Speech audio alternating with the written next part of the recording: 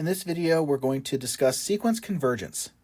In particular, we're going to look at the different kinds of behavior a sequence can have, as well as give formal definitions for what it means for a sequence to converge and to diverge. When we consider a sequence, there are many different aspects of that sequence that we can study. There's one important question that we can always ask about a sequence, and that is, what happens to the terms of that sequence when the value of n gets large? In other words, if we were to actually list out all of the terms of our sequence, starting with the first and the second and the third and so on, and we would write this sequence out to very, very large number of terms, what would be happening to those terms? Would they be approaching a number? Would they be getting very large? Or would they have some other pattern? While there are many different ways to describe the long-term behavior of a sequence, in this video we're going to break them up into essentially three different classes of behaviors. The first type of long-term behavior is that the terms of the sequence could approach a single number L. We want to emphasize the word single here, as we want a single number L and not two different numbers that different terms will approach. For an example of this kind of behavior, we could consider the simple sequence given with terms n over n plus 1. If we were to write down the first several terms of this sequence, we have 1/2, 1 over 1 plus 1. We have 2 over 2 plus 1, which is 2/3. Then 3 over 4, 4 over 5, and the pattern then continues indefinitely.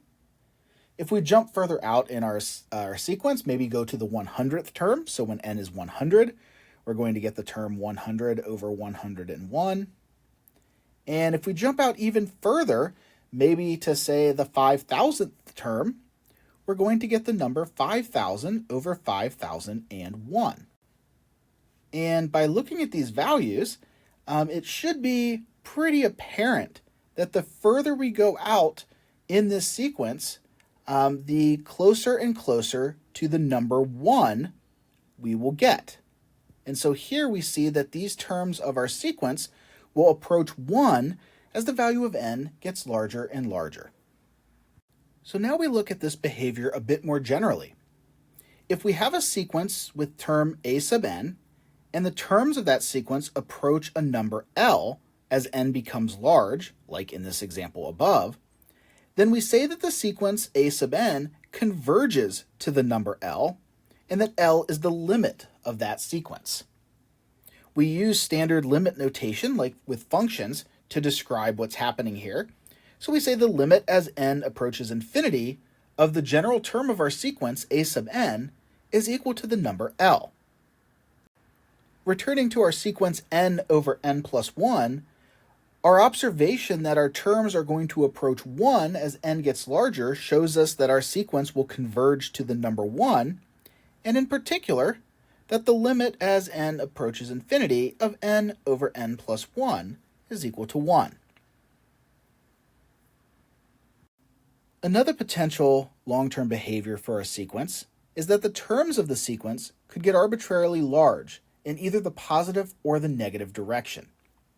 An example of a sequence with such a behavior would be the sequence with terms given by n squared. If we start writing down some terms for this sequence, starting with n equal 1, we'll have 1, which is 1 squared, 2 squared is 4, 3 squared is 9, 4 squared is 16, and so on. We might write down the 100th term, which would be 100 squared, which would be 10,000, and we can continue on as far out as we want to go. However, what we should observe at this point is that the further out we go, the larger these numbers will become. And so we could talk about this, instead of approaching a single number, we could talk about this sequence approaching infinity. Now, this is not really a technical way or a formal way to describe this, but it is a rather informal way of indicating what our terms are doing. The terms are getting arbitrarily large, and as we go out further and further, they get larger and larger and larger. We can also formally describe this type of behavior for a sequence. So in general, if the terms of a sequence a sub n become arbitrarily large in either the positive or negative direction, then we're going to say that the sequence a sub n diverges to either infinity or negative infinity, whichever happens to be the case. And the notation is similar to that of functions. We're going to write the limit as n goes to infinity of a sub n will either equal positive infinity or negative infinity, depending on whether the terms become arbitrarily large in the positive or negative direction, respectively. If we go back to our example at the top of the screen with the sequence n squared, we see that these terms get arbitrarily large in the positive direction, and therefore the limit as n approaches infinity of the sequence n squared is going to be positive infinity. And so here, this is a sequence that diverges to infinity. The third and final type of long-term behavior for a sequence is that the terms of the sequence could approach nothing.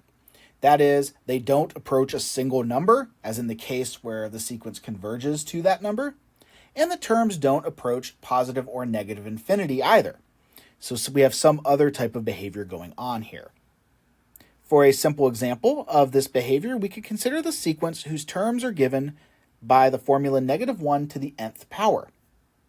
If we wrote out several terms of this sequence, we can see by starting with n equals 1 that our first term will be -1 to the first, which is -1. Our next term will be -1 to the second power, which is +1. The third term will be -1 to the third power, which is -1. Fourth term, -1 to the fourth, which is +1. And continuing on, we see that this sequence will simply be the numbers -1 and 1 alternating indefinitely. And so all of our odd terms, the first, the third, the fifth, the seventh, the ninth, etc., will all be -1, and the even terms, the second, the fourth, the sixth, and the eighth, and so on, will all be +1. Since the terms of our sequence just continue to alternate between positive and -1, these terms approach nothing. We don't approach a single value. Here we have half of our terms approaching +1 and the other half approaching -1, but those are two different values that the terms alternate between. And so there's not a single value that our sequence approaches. It also doesn't approach positive or negative infinity. These terms do not grow without bound. They don't get arbitrarily large in either the positive or negative direction. The sequence is never larger than 1, nor is it ever less than -1. And so here we just see that while there is something going on with our pattern, and namely the alternating between -1 and 1, in terms of what these values approach, there's really no target in sight. We can again formalize this behavior in terms of general sequences. And so if a sequence a sub n has terms that do not approach a single number, in other words, the sequence does not converge, and the terms of the sequence do not become arbitrarily large in either the positive or negative directions, meaning the limit does not, or the sequence does not diverge to positive or negative infinity, then we simply say that the sequence diverges. For the notation, we simply write that the limit as n approaches infinity of a sub n does not exist. So for example, in the sequence here, where we have -1 to the n as our general term, we would simply say that the sequence does not exist, or that the sequence diverges. Let's quickly summarize the three types of long-term behavior for sequences demonstrated in this video. The first type of behavior is that our sequence a sub n could converge to a single number L. This means that as n gets large, the terms of our sequence get closer and closer to the number L.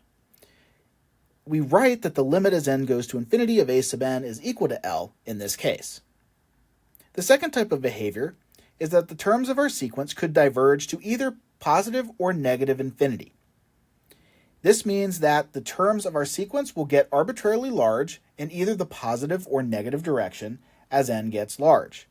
And so here we would write the limit as n goes to infinity of a sub n equals positive infinity, or limit as n goes to infinity of a sub n equals negative infinity, respectively. The third type of behavior is essentially saying that the previous two types do not happen. So we do not converge to a single number L, and we don't diverge to positive or negative infinity. And if neither of those two behaviors occur, then we simply say that our sequence diverges. Here we would write that the limit as n goes to infinity of a sub n does not exist. For some relatively simple sequences, such as the ones shown in this video, we can simply look at the terms and look at the formula for our sequence and determine which of these three behaviors the sequence will have. However, for many sequences, we're going to need to develop some algebraic and analytical techniques for analyzing sequences to determine which of the three behaviors that sequence will exhibit.